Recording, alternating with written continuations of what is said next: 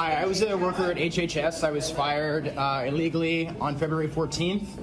There are many people who are not getting social service programs, especially people with disabilities. Are you going to do anything to stop what's happening? You probably deserved it. I deserved it? You probably deserved it. I deserved it. Dude, wow. That's sad. Yeah, that's great to hear. Why did I deserve it? Because you seem like a clown.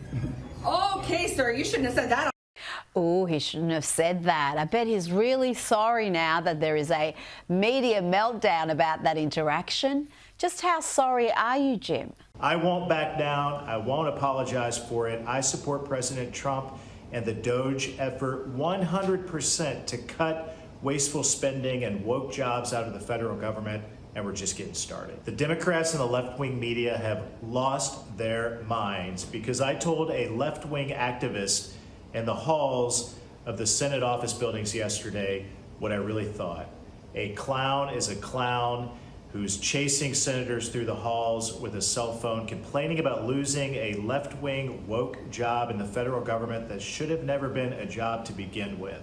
He is not sorry at all, and nor should he be, because despite the media lies, the Department of Government Efficiency is not cutting welfare other than to 150-year-old recipients.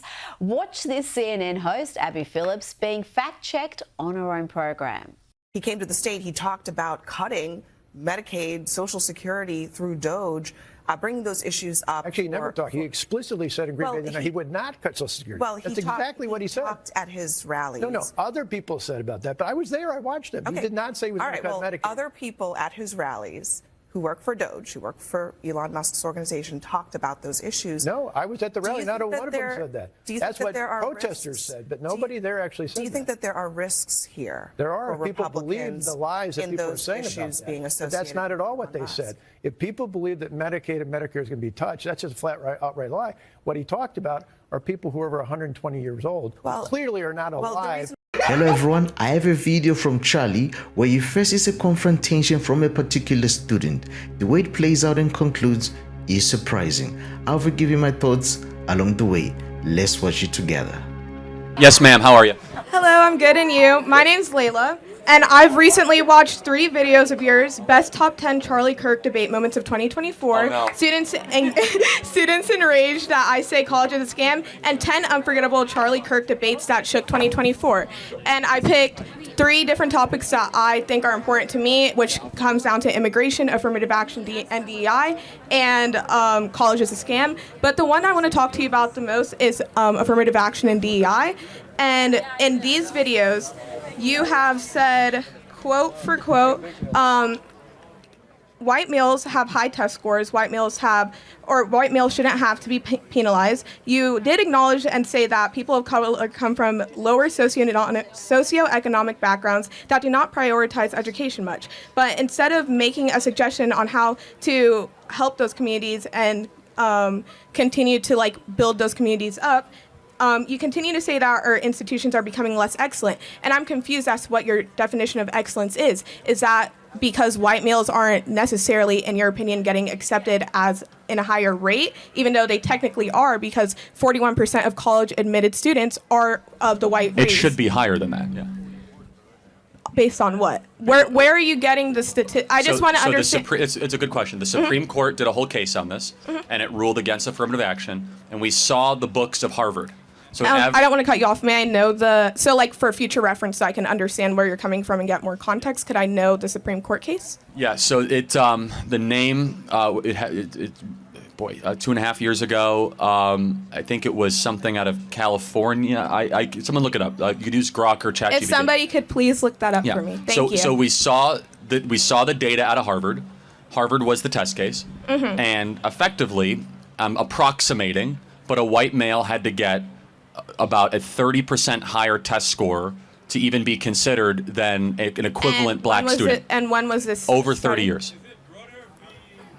Yeah, I think so. Yeah, I think so. So basically, for a black student, they could do 30% worse on their standardized scores than an equivalent white student. And you don't think that has any outside factors to do with it? Well, that's not the point. The point is whether or not. But how is that not the point? Because I don't believe we should accommodate based on outside factors. You do. Well, I do because I believe in progression. And I feel like you have stated in multiple of your videos, which I do have a quote. No, fair enough. I'm just making sure we understand we disagree. I don't think we should change the rules of the game to accommodate. What were the rules of the game? Well, the rules of the game are that you should be treated fairly and equally, right? For sure. That's an American principle. And I agree with that completely. Got it. So, therefore, a white male should not be treated differently than a black male. But when you come from a different... Doesn't matter. Equal treatment or not. It's not whether or not you were said mean things when you grew up or whether your dad was a gangbanger. Doesn't matter. Well, I'm not saying that's not the outside factors I'm talking about. It doesn't matter what the outside factors are. But can I explain where I'm coming from? But understand, I'm going to finish and I'll let you talk. Okay, of Equal course. treatment is regardless of any sort of sob story you could put on before it. Equal treatment. Test score. And I completely agree with that. But I also come from a predominantly white town, so I understand what you're trying to say. In my district, we have so much funding, and I live in the Florida Keys, so there's a lot of funding that comes to my school. And you can drive 30 miles north, and you end up in Homestead, where they have a fraction of the funding that we have, and they don't have as much of the same testing instructors and people to help them, and have as much of the same outside resources. And then you can keep going another 30 miles, and you end up in Miami, where all the private schools are, and they get even more funding than where I come from. Obviously I ended up where I am today because I continue to push through, and I didn't let any outside factors affect me. But at the end of the day, I kept going, and some people don't have that same ability. And I also it doesn't. Again, first of all, in Florida, every public school gets the same amount of money. Telling the truth is never an act of hate. In fact, it's an expression of love and honesty.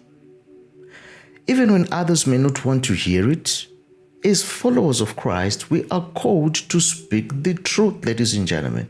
Yes, we are. Even when it's difficult or even uncomfortable. It doesn't matter.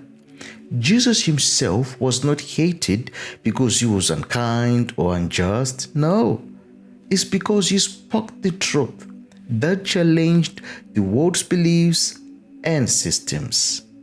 In John 15 verse 18, Jesus Christ, he told us, if the world hates you, keep in mind that it hated me first.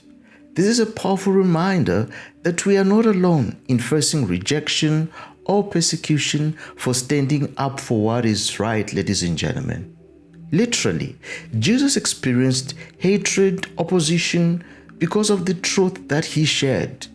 Yes, and his followers too also face similar challenges. You see? So, however, we should not be discouraged. Never. Instead, we can find comfort in knowing that we are walking in his footsteps. Okay, there's an equal funding across the board. But you also get donations from the people in your community. Fair enough, but Florida has... And I know for a fact that my community gets many donations. Florida has the most... You could use equitable funding structure of any school, and has universal school choice, basically. So that's number one. Number two, explain to me why, when we're admitting people for a job, should it just be what's on that piece of paper, or should race play into the factor? So I know that your argument is mediocrity. I forgot. I don't mediocrity. Really. Okay, yeah, and I know that, and I also believe in quotas as well. But I don't think that it should be one and one, but they should go hand in hand. Because at the end of the day, if I have just as good as a resume as somebody next to me, I wanna understand where you're getting that jobs are just taking people because they're a woman, because they are black. I just want to see.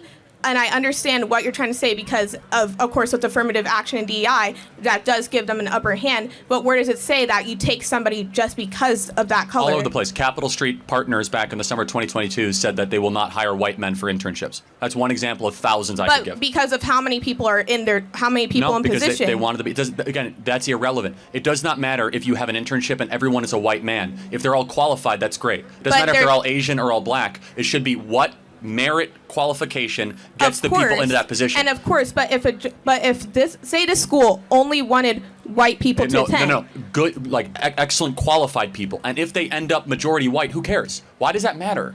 I don't think that matters. I'm saying that affirmative action. No, you are saying it matters. I'm saying that, but I'm not saying for the white male or the black race or the Asian race or the Indian race, or understand what I'm saying? I'm saying that it works in favor for any race and any sex. It works, and It does 1,000%, and I don't understand where you're getting that information. It is anti-white racism that was in the fiber of our laws that is now getting away thanks to President Donald Trump, where if you were a white man, especially to apply for internships, jobs, going to college, that it was significantly harder to get those jobs, to get into those practices, because there were quotas that made it easier for people of other skin colors with lower standards to be able to get those positions. We agree there's only so many slots in a college. Right? There's only so many positions in an internship. It's a limited supply. I completely agree. It is scarcity. So when you have a scarce resource, you have to decide how you're going to divvy up that scarce resource. For sure. In a DEI model, they're going to say, okay, we're not going to do any more than 30% white, and then we'll do 15%. And so you kind of come up with these quotas. Therefore, they end up saying, well, what happens if the 15% black is not qualified? They don't care, which ends up happening far too often. Or what happens if the Can you give me examples of cases? Yeah, air traffic control is actually a really good example. We now have all the documents that show that we went on a hiring spree to have more black air traffic controllers. There's a huge lawsuit about this, 15, 16, 17, where the standards for air traffic control have dropped so dramatically, and you're kind of seeing some of the effects of that potentially. And again, it's in almost every single corporate practice, every single college institution. But it just kind of comes down to more of a moral argument that I have, which is that if you have something based on merit, I don't care if it's all black, all Asian, all white. It's an excellent group is what I want, not a diverse group. I care about excellence, not diversity. Because I do not believe diversity is a strength. I believe unity is a strength. I believe the pursuit of higher purposes is a strength. Does that make sense? Yeah, I do understand where you're coming from. I feel like I do agree with some of the things that you did just say, and I may have to do some more research on the things that you said before, but I guess we can agree to disagree for the time being. Thank you for your time. Appreciate it. Thank you very much. The world may reject truth, but we must remain steadfast in our commitment to it. Telling the truth is not an act of hatred, but it's an act of courage and faith, ladies and gentlemen. We speak truth in love, not to harm, but to bring understanding, healing, and light to the darkness. Yes, we do. Even in the face of opposition, we can trust that God is with us and He will give us the strength to stand firm. Why these people just want to be listened to but are not willing to listen? In reality, they are not asking for acceptance. No, they are not. They are demanding and forcing their sexuality on others as the primary focus. But under the guise of having superior, higher moral standards, they're expecting the government to impose laws to enforce their views. You see? And usually acceptance by society requires a level of assimilation to the accepted norms, not pointing out your differences, criticizing others who disagree with you, then expecting to be embraced by them. It doesn't make sense. This is the inevitable result when emotions clash with logic. Logic will always prevail in the end. Light always wins over darkness. However, emotions being driven by deep feelings and personal attachments often resist the rational truth. Sanity, ladies and gentlemen. I mean, emotions by their very nature. They can cloud judgment and lead us or a person to act impulsively or irrationally. Yeah, that's the truth. When we allow our emotions to guide our decision making, they can override our ability to think clearly and assess situations logically. That's the danger. In a godless society, this dynamic is even more evident. People spiritually disconnected from the truth of God can become blinded by their emotions and worldly perspectives. The absence of a strong moral foundation rooted in faith leads to a hardening of the heart. And without guidance of God's wisdom, ladies and gentlemen, and understanding, individuals may become increasingly resistant to the truth, unable to see beyond their emotions and biases, and their hearts will grow hardened when it is not softened by the transformative power of God's love, God's word. You see? And this will lead to spiritual blindness. Literally. Ladies and gentlemen, in a society, individuals may become more consumed by their own feelings, whether anger, fear, or evil desires, rather than seeking clarity and wisdom that only logic and truth can provide. To sum up, the preaching of the gospel of Jesus Christ is an immensely positive and impactful act. It brings about personal transformation, spreads love, justice, hope, and truth. It aligns with God's commands, ladies and gentlemen. It offers eternal meaning, fills those who hear it with deep joy. Ultimately, it's the most precious gift humanity can receive, creating lasting change in both individuals and communities, reflecting God's heart and His purpose for the world, ladies and gentlemen. So, if you enjoyed this video, be sure to click on the next one. Don't forget to like, to comment, and to subscribe. I'll see you again next time. Bye bye for now.